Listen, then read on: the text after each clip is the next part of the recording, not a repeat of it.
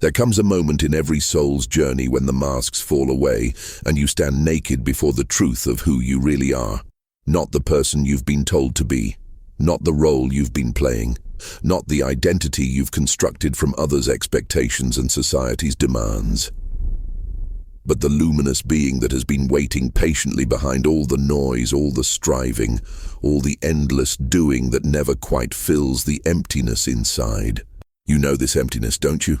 It's the hollow feeling that creeps in during quiet moments, when the achievements feel meaningless and the applause has faded. It's the restlessness that no amount of success can satisfy, the longing that no relationship can completely fulfill, the hunger that no material acquisition can feed. It's your soul calling you home to yourself. Tonight, I want to speak to the part of you that remembers, the part that knows there's something more, the part that has been whispering, sometimes shouting, that you are not living the life you came here to live. You are not being who you came here to be. And that void you feel, it's not emptiness at all. It's space, sacred space, waiting to be filled with the divine essence of your true nature. Perhaps you're the executive who climbed every ladder only to find yourself standing on empty air. Maybe you're the parent who gave everything to your family, yet feels invisible to yourself. You might be the achiever who checked every box society handed you, yet wakes up wondering whose life you're actually living. Or the caretaker who loves everyone else so completely that you've forgotten how to love the most important person of all. The radiant soul looking back at you in the mirror. You followed the rules. You did what you were supposed to do.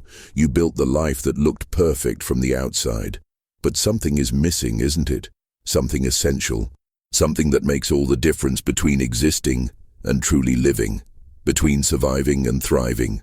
Between going through the motions and dancing with life itself. What you're feeling isn't failure. It's awakening. What you're experiencing isn't loss. It's the beginning of the most important discovery of your lifetime. Because that restlessness, that divine discontent, that sacred longing, it's your higher self calling you into union. It's the part of you that knows your true magnificence, that remembers your original purpose, that holds the blueprint of who you were meant to become. This sacred calling doesn't come with fanfare or dramatic signs. It comes in the quiet moments when you're washing dishes and suddenly wonder if this is all there is. It arrives in the successful meeting that leaves you feeling more empty than fulfilled. It whispers in the mirror each morning as you prepare to face another day of being who others need you to be instead of who you actually are. The modern world has trained us to ignore this calling. We've been taught that spiritual hunger is selfish, that divine longing is impractical, that the yearning for authentic expression is a luxury we can't afford. We've learned to medicate our soul's cries with busyness, achievement, consumption, and the endless pursuit of external validation. But the soul is patient. It will wait. It will keep calling. It knows that eventually the pain of living inauthentically will become greater than the fear of living truthfully. In American families today, this disconnection manifests in countless ways. Parents who provide everything material for their children while feeling spiritually bankrupt themselves.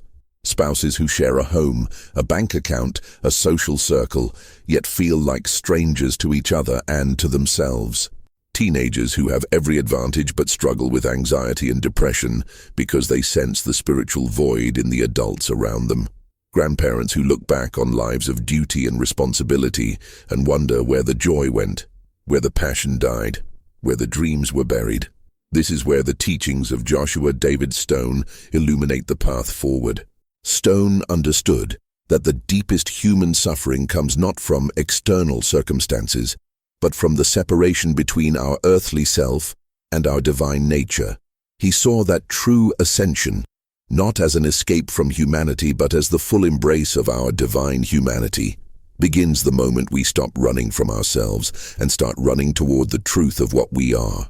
Stone's revolutionary insight was that ascension isn't about leaving the human experience behind. It's about integrating divinity into humanity so completely that every aspect of our earthly life becomes sacred. The washing of dishes becomes a meditation. The raising of children becomes a form of service to the divine. The building of businesses becomes an expression of creative love. The tending of relationships becomes a practice of seeing God in human form. He taught that every soul incarnates with a sacred mission, a unique frequency of love and service that only you can offer to the world. This isn't some grandiose calling that requires you to become famous or change the world in dramatic ways. Your sacred mission might be as simple as bringing authentic presents to your family dinner table. It might be as quiet as offering genuine compassion to a struggling colleague. It might be as subtle as choosing truth over comfort in small moments throughout your day. But somewhere along the way, we forget. We get lost in the maze of should and must and have to. We trade our authenticity for approval, our truth for acceptance, our divine spark for a comfortable cage. We learn to be good rather than real, successful rather than authentic, liked rather than known. And in this trading away of our true selves, we lose access to the very source of fulfillment we've been seeking in all the wrong places. The beautiful truth that Stone discovered is that your higher self never forgets. It never stops calling. It never gives up on you, even when you give up on yourself. It's the voice that whispers during your morning shower that there has to be more than this. It's the feeling that comes over you when you watch a sunset and remember, for just a moment, how magnificent it feels to be alive. It's the inexplicable knowing that you were meant for something greater than the small, safe life you've constructed. And right now, in this very moment, your higher self is extending an invitation that could change everything. An invitation to come home to who you really are, to remember your true name, to reclaim your divine birthright, to stop being a stranger to your own soul. This invitation doesn't require you to abandon your responsibilities or dramatically alter your external circumstances. It simply asks you to bring your full self to the life you're already living.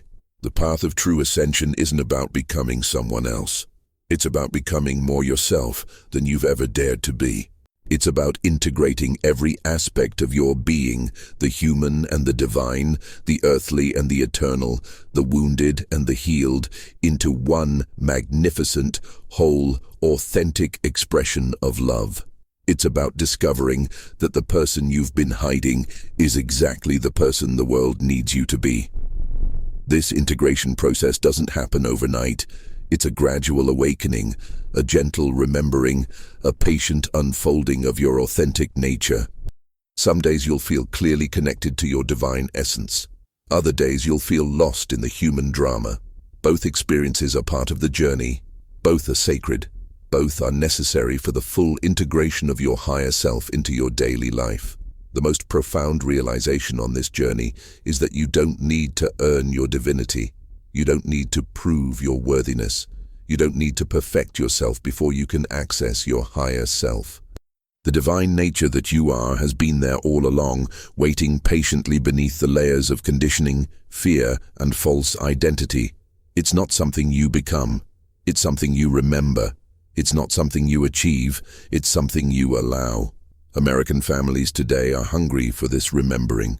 Children are being born with an innate sense of their spiritual nature, and they're looking to the adults in their lives for models of authentic spiritual living.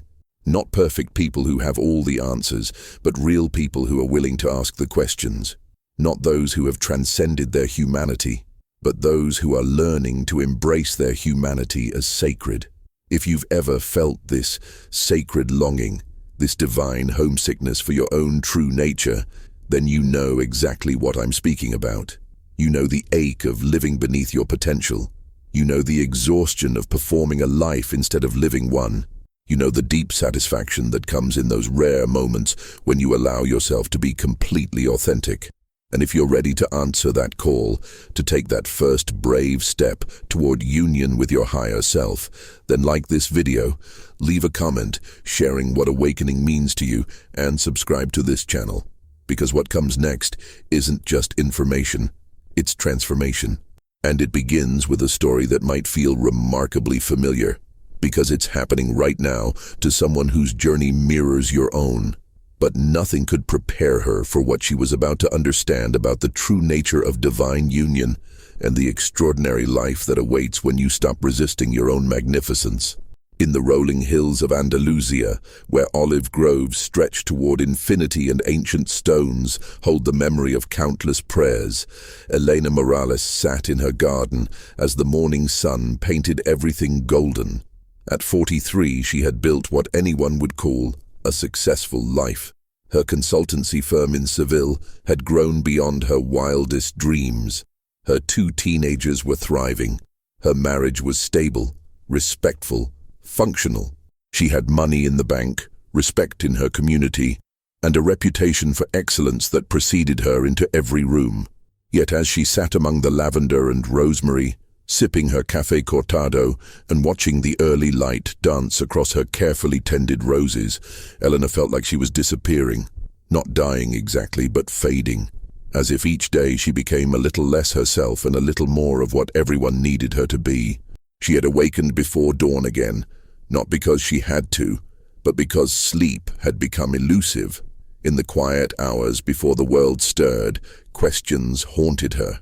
Who was she when she wasn't being the successful businesswoman, the devoted mother, the supportive wife, the reliable daughter who called her aging parents every Tuesday?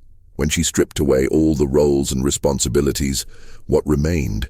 The question terrified her because lately the answer felt like nothing at all. Elena had always been the capable one, the one who held everything together, the one others turned to when life became overwhelming. She had built her entire identity around being indispensable, irreplaceable, perfectly competent. But competence, she was discovering, could become its own prison. 3 months earlier, something had shifted. She had been in her office reviewing quarterly reports when suddenly the numbers on the page began to blur. Not her vision, her purpose. She sat there staring at profit margins and growth projections, and for the first time in 20 years, she couldn't remember why any of it mattered. The work that had once energized her felt hollow, mechanical, as if she were going through the motions of someone else's life. That evening, she had called her best friend, Maria, who lived in Madrid. "I feel like I'm sleepwalking," Elena had confessed, "like I'm watching my life from the outside, and the woman living it is a stranger."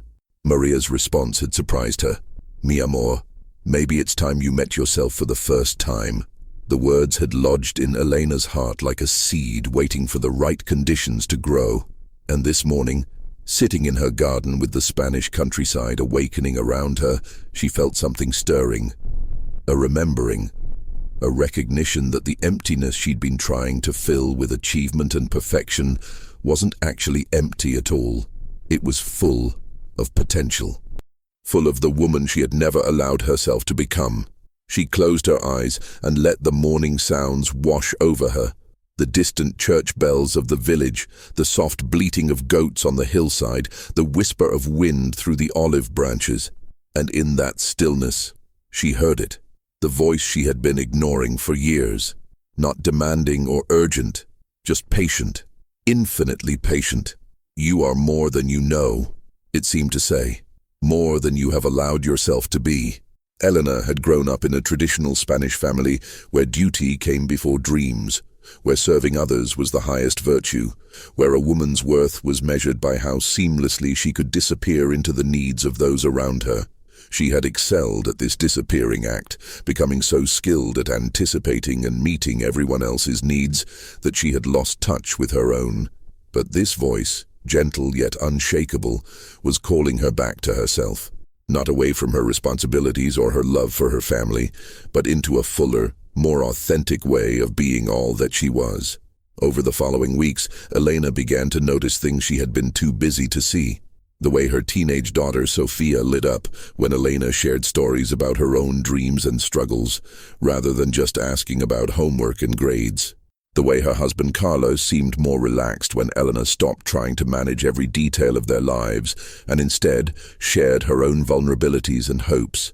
The way her clients responded differently when she stopped performing perfection and started offering authentic insight born from her own journey. It was as if she had been speaking a foreign language her entire life, and suddenly she was remembering her native tongue. One evening in late September, Elena found herself in the chapel of a small monastery nestled in the Sierra Nevada mountains. She had driven there impulsively, following an inner compass she didn't fully understand. The chapel was simple, ancient, filled with the accumulated prayers of centuries. She sat in the wooden pew and felt the weight of all her roles and responsibilities lifting from her shoulders like a heavy coat she had forgotten she was wearing. In that sacred silence, Elena encountered herself fully for the first time. Not the Elena who was successful or struggling, achieving or failing, pleasing or disappointing. Just Elena. Pure, essential, undiluted Elena. And she was magnificent. The recognition was so overwhelming that tears came without her permission. She wept for all the years she had hidden from herself, for all the time she had chosen safety over authenticity, for all the moments she had dimmed her light to make others more comfortable. But mostly, she wept with relief, because she finally understood that she had never been lost. She had simply been looking for herself in all the wrong places. Walking back to her car as the evening stars began to appear, Elena felt different, not transformed exactly, but remembered, as if she'd been reunited with a dear friend she hadn't seen in years. The drive home through the winding mountain roads felt like a pilgrimage completed, a sacred journey that had brought her not to a distant destination, but home to herself. That night, she sat with Carlos on their terrace, sharing wine and watching the lights of Seville twinkle in the distance. For the first time in months, she told him about the emptiness she had been feeling, the questions that had been haunting her, the voice that had been calling her towards something she couldn't yet name. To her surprise, Carlos nodded slowly. "I've been waiting for you to come back," he said quietly. "You've been here but not here, present but not present. I love the woman who takes care of everyone, but I've missed the woman who dreams, who wonders, who isn't afraid to not have all the answers."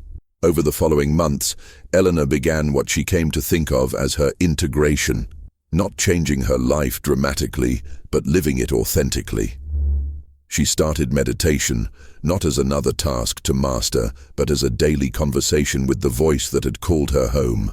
She began to see her work not as a burden to be perfected, but as a unique expression of her gifts in service to others. She approached her relationships not as roles to be performed flawlessly, but as opportunities for genuine connection and mutual growth.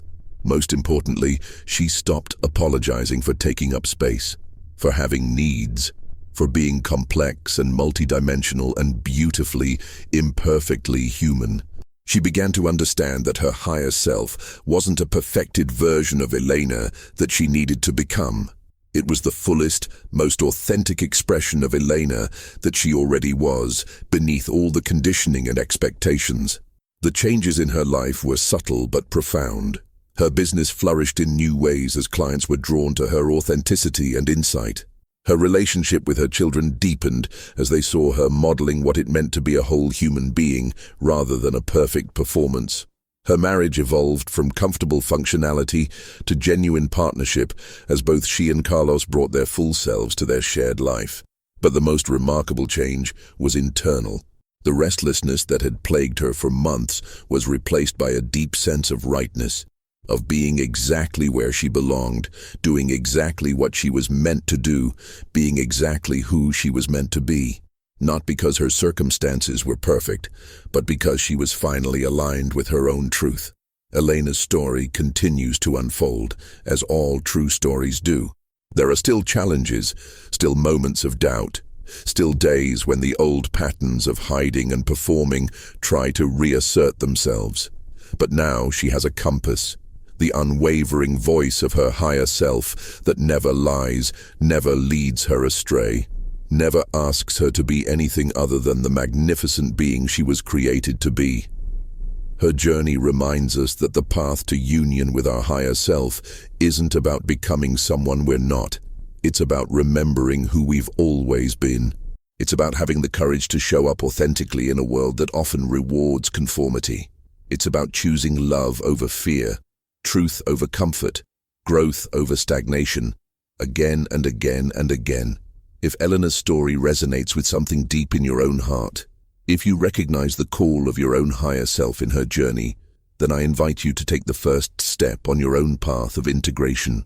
Like this video to let others know that authentic spiritual awakening is possible. Share your own story of remembering in the comments below, and subscribe to this channel for more content that honors both your humanity and your divinity. Because the world doesn't need another perfect performance.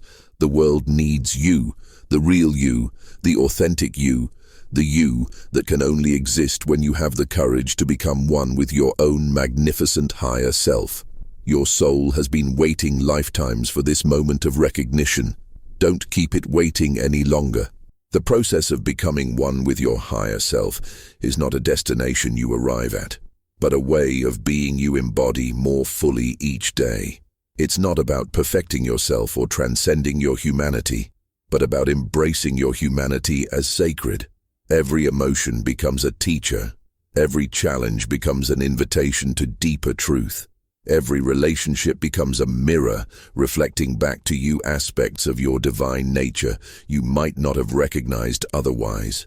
Joshua David Stone taught that this integration happens in stages, like the gradual dawning of day. First comes the recognition, the moment when you realize that the life you've been living is smaller than the life you came here to live.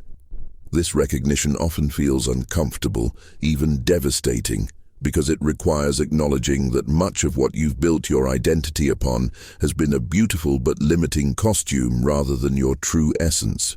Next comes the period of questioning, of dismantling old patterns and beliefs that no longer serve your authentic expression. This is perhaps the most challenging phase, because it requires courage to disappoint others' expectations of who you should be in order to honor who you actually are. It means setting boundaries with people who have benefited from your unconscious people-pleasing. It means releasing roles that felt safe but kept you small. It means choosing authenticity over approval, truth over comfort, growth over stagnation.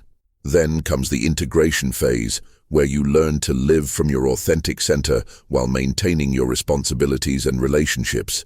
This doesn't mean becoming selfish or abandoning those you love. It means bringing your full self to everything you do, so that your work becomes an expression of your gifts, your relationships become opportunities for genuine connection, and your daily life becomes a form of spiritual practice. The final stage, which Stone called mastery, is when living authentically becomes as natural as breathing. You no longer have to think about being true to yourself. It becomes your default way of being. You respond to life from your center rather than reacting from old patterns. You create from inspiration rather than desperation. You love from fullness rather than need. You serve from joy rather than obligation. But perhaps the most profound aspect of this transformation is how it affects not just you, but everyone around you. When you stop performing and start being, you give others permission to do the same. When you show up authentically, you create space for others to drop their masks. When you honor your own sacred nature, you naturally see and honor the sacred nature in others. American families today desperately need this modeling. Children are growing up in a world that constantly tells them who they should be rather than helping them discover who they are. Parents are struggling to balance external success with internal fulfillment. Marriages are suffering because partners are relating to each other's roles rather than each other's souls. Communities are fragmenting because people are too afraid of judgment to show up authentically. But when even one person in a family system begins this journey of integration with their higher self, it creates ripples that can transform entire lineages. Elena's children began making choices based on their authentic interests rather than external expectations. Her husband rediscovered parts of himself he had abandoned in the pursuit of conventional success. Her extended family started having deeper, more meaningful conversations. Her clients began approaching their own businesses and relationships with greater authenticity and purpose. This is the true promise of Joshua David Stone's teachings. Not individual enlightenment that separates you from humanity, but authentic integration that allows you to serve humanity more fully. When you become one with your higher self, you don't leave the world behind. You engage with the world from a place of wholeness rather than woundedness, love rather than fear, service rather than selfishness. The invitation is always present. Your higher self is not waiting for you to become worthy of union. It's waiting for you to remember that you already are worthy. It's not asking you to earn your divinity through spiritual practices or personal development. It's asking you to recognize the divinity that has been your true nature all along. Tonight, as you close your eyes, listen for that gentle voice that has been calling your name. Feel into the space between your thoughts where your authentic self dwells. Notice the part of you that remains unchanged by your accomplishments or failures, your successes or mistakes, your past history or future fears. That unchanging awareness is your higher self, and it has been patiently waiting for you to come home. The journey of integration begins with a single moment of honest recognition. You are not who you've been pretending to be, and who you actually are is far more magnificent than you've dared to imagine. Like Elena in her garden, you can choose this moment to stop running from yourself and start running toward yourself. You can choose to stop being who others need you to be and start being who you came here to be. Your higher self is not a future possibility. It's a present reality waiting to be acknowledged. The question is not whether you're ready for this integration, but whether you're tired enough of living beneath your authentic potential to finally say yes to the fullness of who you are. Your soul has been preparing for this moment your entire life. The time is now. The invitation is extended. All that remains is your response.